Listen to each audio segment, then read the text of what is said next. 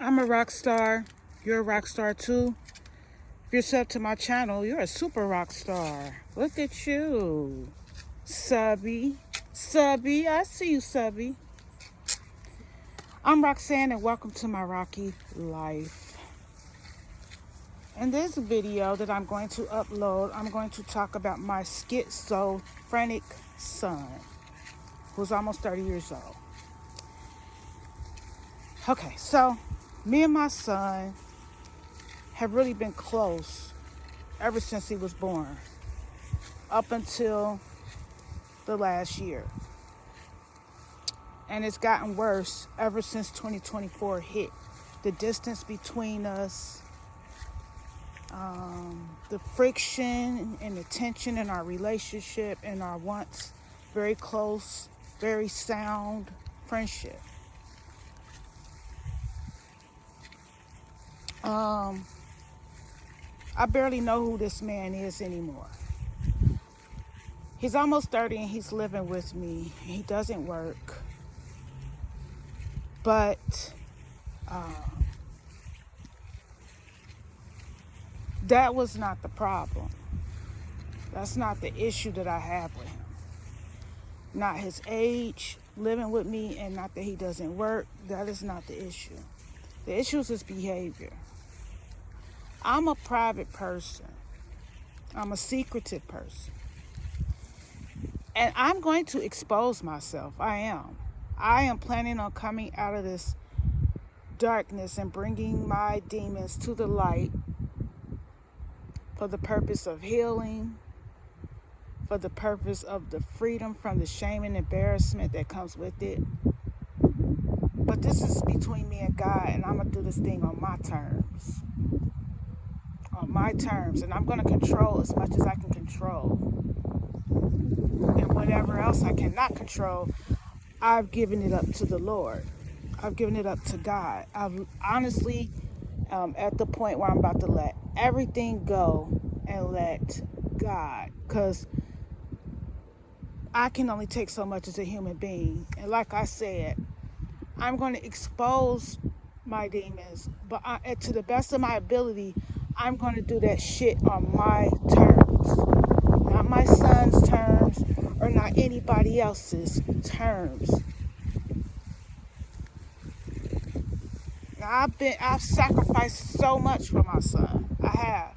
And I'm not here to brag about that. I'm just stating how I feel. I've sacrificed so much for him. But there comes a time when I am going to have to draw the line, and I'm drawing that line now. I don't know where my son is going to go, but if he continues the behavior that he is exhibiting, if he continues to do the things that he does that draws so much attention to my address, to my front door, and the place where I live, you got to look, take a look around. You see how many people we live around? Do you see how many people that surrounds us in the hood, in the projects? It's like 800 units with families. And that's how people love a show out here. And it's a lot of people who seem like they've never liked me. Neighbors, housing authorities. The housing authorities is like the people like that work for these apartment complexes. And they're not necessarily, they don't have to be your friend, right? A lot of the people that have worked here, like one of the housing specialists that lives right next door to me, but thank God she's not my housing specialist. She seemed to hate me from day one. And she's kind of harassed me in certain ways that are kind of hard to prove. But it's harassment. I felt it and my children have felt it. We've lived out here for 12 years. This lady has wanted me to be evicted so many times that Even one time she came up to me when she thought that I was about to be evicted because I hadn't come up with the money for the rent, and I had went to court and they had judged against me. And she came and walked over to me, which she's not my housing specialist. Nothing that she does, her job has nothing to do with what's going on in my household. She's not my housing specialist. Even though she's right next door to me, she's not my housing specialist. For those of you who don't know, a housing specialist is like a caseworker kind of. Like, this is where I live is subsidized rent. So it goes according to your income. And you have to meet poverty guidelines. So we're considered people that are in poverty in this community. So we have to have somebody that recertifies us every year, checks our income, has us sign papers and renew the contract, and make any adjustments that need to be made if there are any, mainly according to household size and income. So the housing specialist is who you report to if you have any problems, if you have any changes to your income or household size or anything, any complaints, any grievances, you report to your housing specialist. There are about 7 housing specialists out here that manage about 800 units. So each specialist manages about 100 units. This lady has not liked me from day one, and we lived out here for 12 years. And she came up to me that day and asked me, did I have somewhere to go? And I'm like, what do you mean? She like, aren't you getting evicted? You moving, right? No, I'm not moving, ma'am. You not? No, I came up with the money. She said, you came up with the money? I said, I did. She said, today? I said, today. And the amount was like in the thousands. But see, even though my mom is toxic, well, I ain't gonna say she toxic, but I feel like our relationship is toxic. Us two together is toxic. But my mom has been there for me. And my mom is savvy with her money. And she keeps money. So, as long as I'm on good terms, as long as I'm a good girl, and as long as I'm letting her say what she want to say to me, as long as I'm letting her treat me the way that she want to treat me, my mom is generous. But, there's conditions. There's conditions to have access to her fortune, which I no longer have access to because I couldn't do it anymore. The money was not worth it. Like, I appreciate my mom for what she done, and I adore her in many ways. And in many ways, my mom has been there for me more than just financially.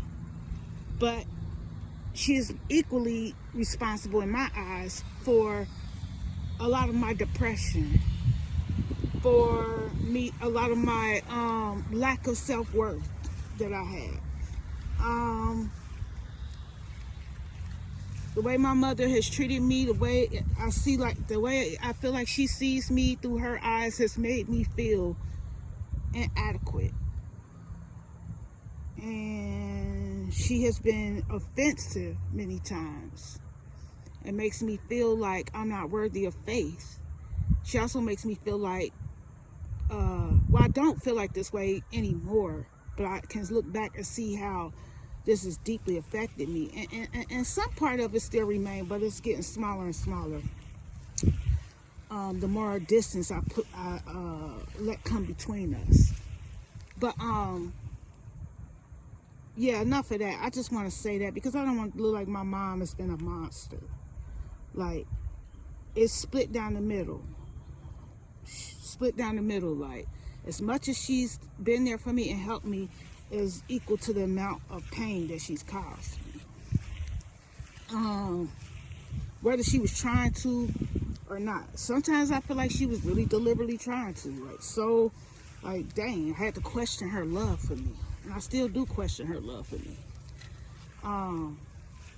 But I think that's just something going on in her mind. Something that her and God need to work out. And that's where I put that and let it sit there. Like, that's where it's sitting right as of right now. I'm at peace with us not speaking right now.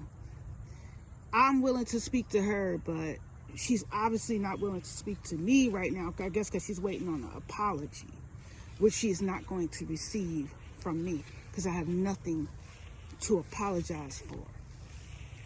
Not what she mad about right now.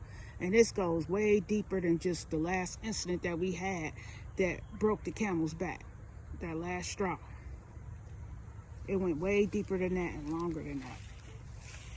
But anyway, I used to be able to, out of respect, I had to say that about my mom. But she gave me the money. I had access to the money. So I guess this lady was thinking, this housing specialist was thinking that all hope was lost and I didn't have a chance to stay because I'm in poverty, right? Who's going to come up with, she's probably never even seen that happen. Somebody come up with thousands of dollars at the last minute. And I did. And she just was like, oh, okay. Like, well, all right. Well, I was like, thanks for checking on me. She's like, okay. And then walked her little dusty, crusty sandals off. Like, I still remember them little dusty, ugly, crusty sandals she had on as she walked away. Like, she was coming to rub it in my face. Like, what were you going to do if I said, yeah, I was getting evicted? Like, you don't come talk to me. You barely want to speak to me. You come banging on my door anytime you think it's my kids when they was little, thinking it was them getting into trouble when it was somebody else's. And you just never could get me, no matter how many times she tried, she never could bring me down. She never could bust my bubble. Like, and she just really just kept trying. Like, and I think she kind of gave up now. This dog is out here eating any type of stuff. Like, you're not going to be eating anything and then in my house getting sick. This dog is getting on my nerves. I might have to give her away because maybe I'm not cut out. I'm sure not going to watch her suffer. Like, I'm not going to do her wrong. Like I've abandoned some other animals, done wrong in the past. But that's not what this is about. But anyway,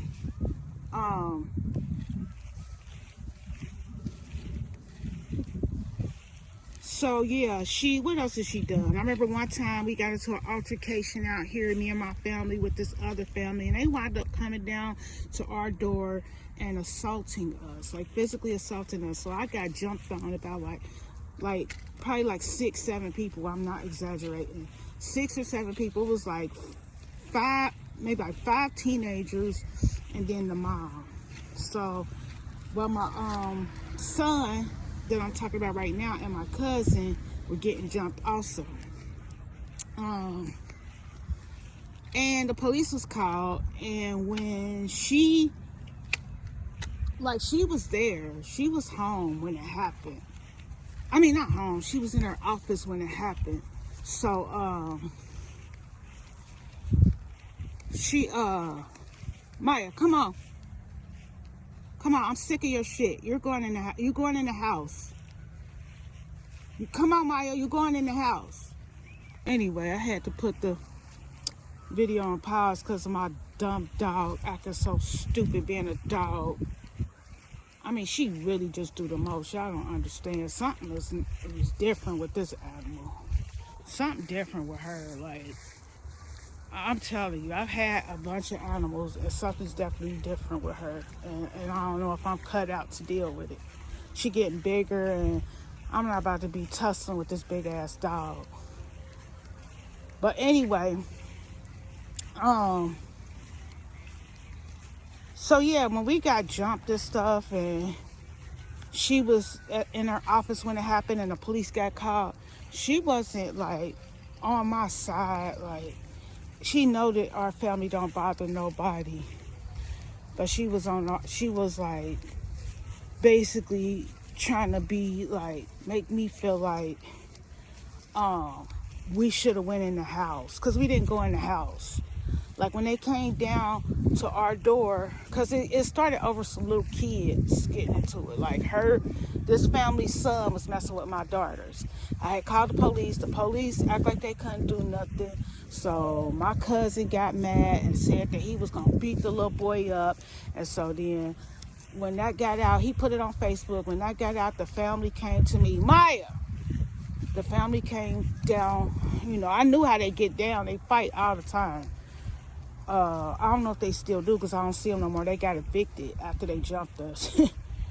Look at God. Got them up out of here. They had been out here for generations. Years and years and years. Like everybody knew their family and there was so many of them. And they was one of the biggest families out here and they got evicted after like 2 months after they jumped us. And I don't know if that was the reason why, but I just know that they was gone, and I was thankful because I still was stewing about it. This happened like 8-9 years ago. I was still stewing about it, and I couldn't stand to see them and look at them knowing that they had attacked us, that they had assaulted us and put their hands on us. But anyway, the lady, the housing specialist, come on Maya, she said that instead of us sitting outside, we should have went in the house. And therefore, you know, to me, it's like she was insinuating that we was guilty because we should have went in the house. When they came down there and came all the way up to my steps, we should have went in the house. But instead, we sat there, and then my cousin, like, he was the rowdiest one, and he just started calling the mom a bitch and pointing, and so they just started attacking him. And then you know what I'm saying, I ain't gonna lie, I started fighting too, I got scared. I ran in the house first, like I didn't know what to do, like, so I called the police, but I ran back outside in the meantime and just started, you know, I wasn't thinking clearly. It was just like protect and defend my family, like, remember. So I started fighting, and I haven't had a fight since I had been 13 years old. Here I was, almost 40. Come on, Maya. Come on. Almost 40 in a fight, like in a physical altercation, getting jumped. Like, I did a good job, though. I ain't gonna lie. I held my own. I held my own. Everybody knew it. But anyway, so yeah, it's just like, instead of her knowing that we are quiet neighbors, we don't get any complaints. My kids never got any complaints. Nobody ever knocked on the door for something my kids done. Teacher never called me about none of my kids' behavior, ever. I mean, God and the Lord, that whom you believe in, that spirit knows that I'm not lying. Come on, Maya. Maya, over here. Come on, Maya. Come on, let's go. Maya.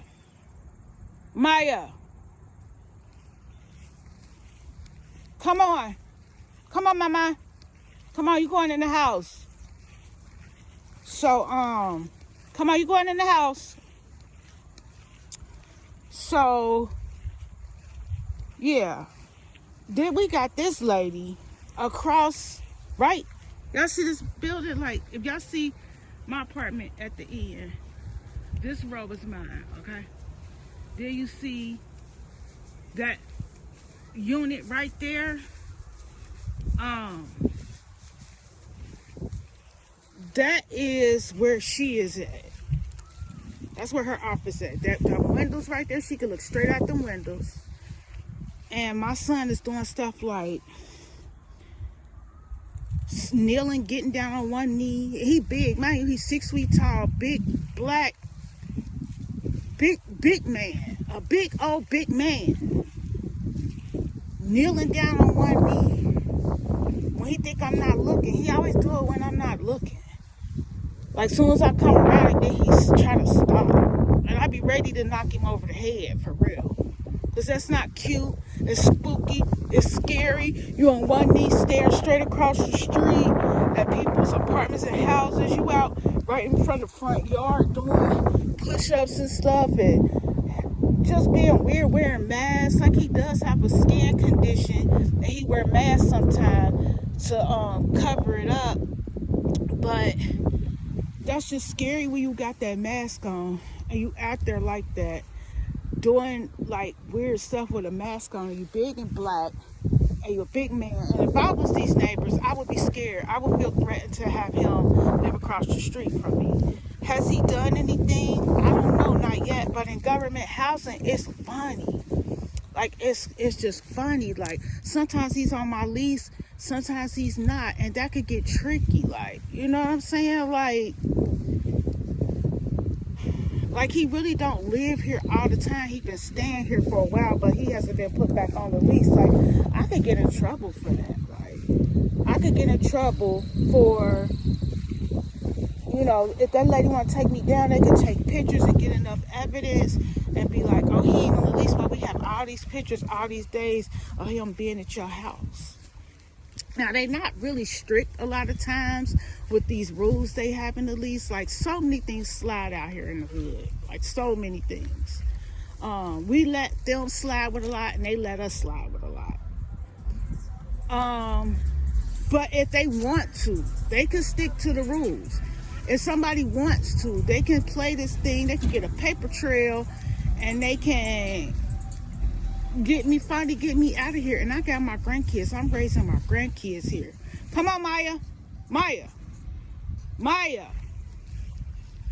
Yeah, I had to stop my video again. She's ruining my recording, just doing the most. So she's going in the house. But yeah, the things he's doing could actually draw attention to my house, get me evicted. I got my grandkids here. I'm trying to get on my feet. I'm trying to get enough money where I don't have to worry about certain things, but right now I do. Right now I don't have a private estate. I don't have a home where there's not a lot of people watching. I live in a overcrowded community. I got this whole backyard. Yeah, I do got this whole space back here. It's still not as private as I would like, but you know, it's more private than him being on the front. He could come back here sometime. It's like he like to do things while they right across the street. Then he like to play his loud ghetto music, like loud music, so loud that you could hear it bouncing off the buildings. You could hear it. Like, that's not how I get down. That's not how I live. And he knows me. He's 30 years old. He has seen how I live. He knows how I am.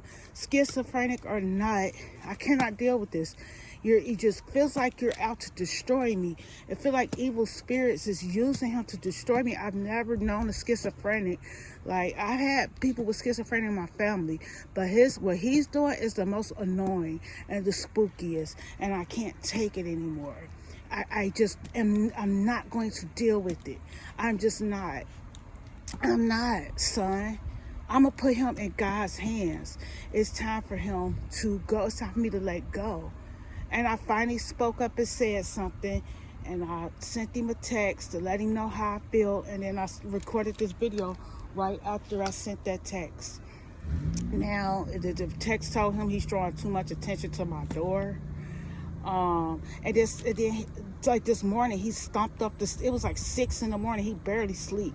This morning, 6 in the morning, he's stomping up my stairs. I'm in the restroom. I hear him stomping. I hear the back door slam, which I didn't even know he was outside that early. I'm getting up to get ready to get the kids ready for school. I hear the back door slam shut, and then somebody stomping up the steps. Then he go in his room and slam the door. Why you think you could just do my place like this? You're not the king of this castle, boy. You not. You can't just be around here slamming doors, stomping up steps, bringing all this aggression into the house. Now, I know you mad about something. His soul is disturbed, and he's mad about something. But I cannot deal with it. I can't deal with that energy. I can't get down with that vibe. It's just way too hostile. It's way too destructive. And I'm a prophet, and I'm an empath, and I could just feel the energy, and I keep trying to wait for it to pass. Waiting, but I can only control so much, and I can only wait so long. So it's time for me. It looks like it's time for me to cut ties. Where would he go? I don't know. He got a dad that he's lived with, like who stays with his mom. They got room for him. I wonder if he would act the same over there. Because to be honest, my kids have never respected me the same way they respect their grandmothers and their dads. I've been the one who's been there for forever. Like everybody else done left them now. And it's still me. I'm still the only one still hanging in there. The dads ain't really in the picture. The grandmas ain't in the picture for real. On no side, on my side, they daddy's side. But I'm still the one hanging in there, and I get the least respect. I feel the least respected. Even though I'm just still there, bending over backwards for my kids, but no more. I'm not going to do that there. You know, even if they were still little kids, it's still only so much I could do. Hi. Hey, how you doing? I'm doing fine. Well, she got caught. So this is where Maya had to wind up in. She was doing too much back in the cage. Her friend had came past. That's why I had to pause my video. Her friend came past. It's this guy, and Maya hop on everybody that walk past. I mean, she hops on everybody. Everybody feel like they so special, but it's really not that you're special. You could be special, but it's not that when it comes to Maya. My dog hop on any and everything that come past, and I have to yell and scream because everybody don't do dogs. So yeah, I should have her on a leash. I know I should just keep her on a leash, and I'm going to continue. I just be wanting to give her a little freedom because we got all that space back there. But yeah, I'm just gonna keep her on a leash. But yeah, so that's where it's came to as far as with my son. And I'm telling you, me and my son used to be so close, but now I just can't stand him anymore. I can't. I don't like him around me. I don't like to be in his presence. He's weird to me. He's just not the person. And I do weird. I'm awful weird. I'm weird too. But his type of weird I can't do. It's creeping me out. It's scaring me. His compulsive, in and out all day, all through the night, violent, like hostile vibes, energy that he come through here with. I can't. He expects that I can't say anything to him. If I say anything to him, it's like he'll tell me like, oh, you got another. What he say? It's just. You got one thing after another to say, comment after comment after comment. Yeah, I'm the head of this household. I have comments. I'm looking out for this household and everybody that's under me and my family and my grandchildren, my young babies, grandbabies that's only 6 and under. 2 of them 6, 1 of them 5. Yeah, like, yeah, I'm gonna say something. If you doing something that just like, it's a lot. Like if you out back at night, when everybody sleep, back there rapping real loud out back, like and this, we in the hood, we in the ghetto, yes, but in my area it's quiet. It's pretty much quiet. We got the best spot, one of the best spots out here, probably the best spot. And you know, if I tell him quiet down, it's like, oh, you always saying something. You keep saying comments. Then he go through my stuff, like, and try to say that he didn't, and it's just a lot going on, like that didn't used to go on, and it's unbearable. And if this was a love relationship, I was in a relationship with a man, that man would have been kicked out, or I would have left. Well, this is my house, and I can't leave, and I'm not going to leave until it's time for me to leave, and it's not time for me right now, or else I would have left. And I gotta cut him loose. He has to go. That's the way that it looks. I'm not gonna stress it. I got things I'm working on this channel, my Etsy shop. I'm writing books. Well, I've already wrote books, but I'm in the process of finishing them up and getting them published. Learning about the stock market, playing the stock market. I got 2 YouTube channels I'm trying to grow, and I need to be able to focus. You know, so some of this stuff is going to make for content. Yes, some is going to make for content, but some of it I'm not going to tolerate. And I need to be in the right the healthiest frame of mind, the right frame of mind in order to function. Yes, I do function sometimes better in my pain, I do. But there's only still so much pain that I'm going to allow myself to deal with it, which is within my control. So I trust God. I trust the Spirit of Christ to look at. I am not God. Okay, I'm not God. I have access and power and understanding of God, but I am not the Almighty. I don't have control of everything. At least at this point, I don't. And I don't know if I ever will. And I don't know if I ever won't. But I know right now that I do not. And I'm going to let go and let God. And this message was for anybody that's going through anything with their children, their adult children, or even their young children, whether it be mental illness, drugs,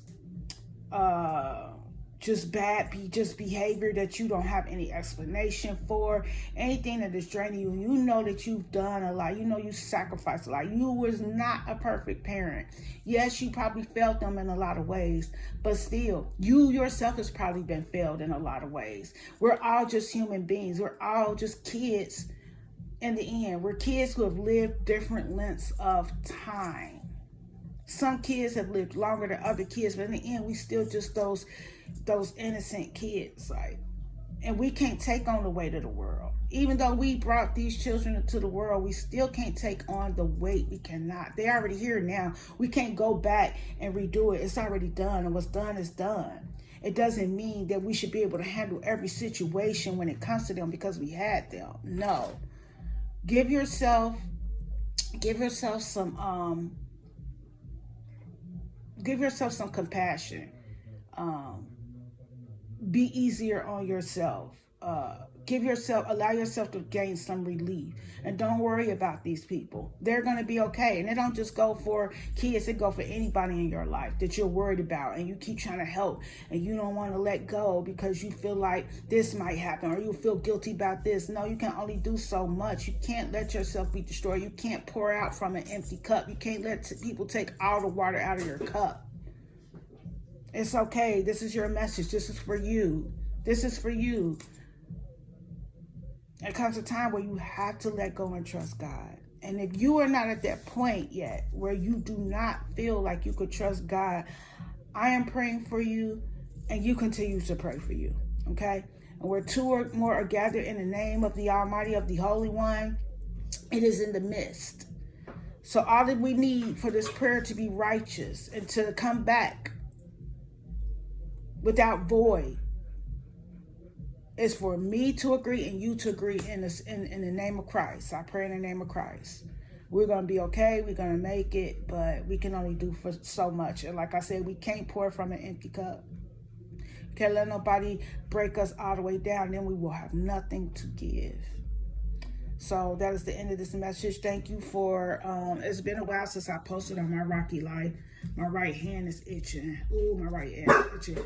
Check out my other channel if you want to see my lighter side, my funny side, my messy side. Drinks on the rocks up here. Drinks on the rocks. My right hand is itching right now. I'm very spiritual and it means something. Oh, I'm getting money. That's what it means. And I already know what that money is though. It might be more than what I'm expecting, but I know what money that is. I got a huge sale on Etsy. I bought something for, well, I ain't buy it. I got it for free out of a food pantry, like a food and household pantry. And they have a jewelry section. Can you believe it? They have a jewelry section. And on certain days, you can pick from the jewelry. And I picked this Elgin watch out. This wind-up watch called an Elgin watch. And it sold for $150. So, yeah, it might be more money coming in than that. But, yeah, I turned $0 into $150.